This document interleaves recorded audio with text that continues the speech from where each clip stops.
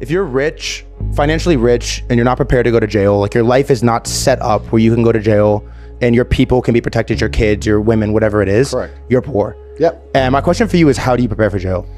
Well, once again, I'm in an interesting legal predicament, but this actually ties back into what we were saying earlier about selling your soul, because you don't own anything else.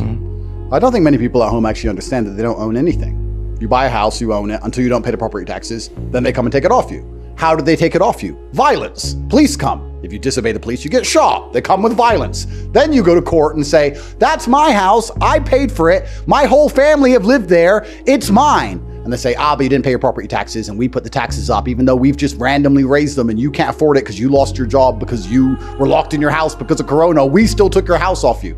How do we decide if they were right? Well, they have the guns. So they're right. Doesn't matter how unfair we think it is. They're right and you lost it. It's the same with money in a bank account. It's the same with Bitcoin.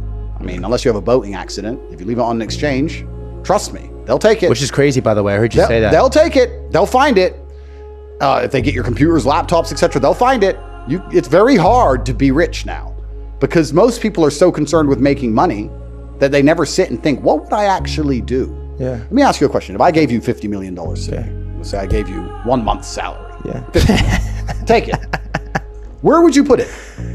I was going to ask you this question. Because you put it in the bank, they'll take it. I don't know. On an exchange, they'll take it. You can try and put it in on a Trezor and hide the Trezor. You're going to get killed, right? Well, you have to make sure no one knows about that Trezor. Yeah. And you have to make sure they don't put you in a police cell and say, look, if you don't tell us the password or you don't tell us the recovery key, the seed phrase, you're staying in this room for the rest of your life. Yeah. Like, you put it in gold, how are you going to move gold around? Yeah, what do you do? What do you do with it? You buy property. But then you have to take the property. Well, they'll take the property. So then you have to sit and analyze all the world's governments. You buy Bugattis, they take the cars. Of course. So you have to sit and say, well, which government is least likely to take things away from me?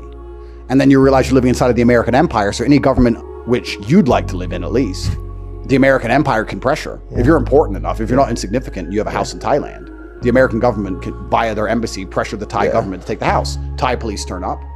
Ching, ching, choo, choo, choo, choo, choo. You start arguing with them. You don't speak Thai, whatever. They kick you out. It's not yours. They're right. They got the guns. Welcome to the real world. So what do you even do with money?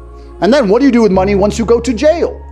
What do you do when the mother of your children is crying on the phone saying, I need money?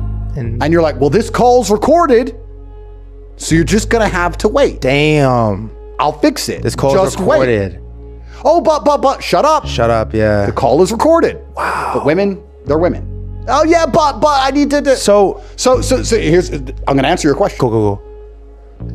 Then you realize that power is loyalty and loyalty is power.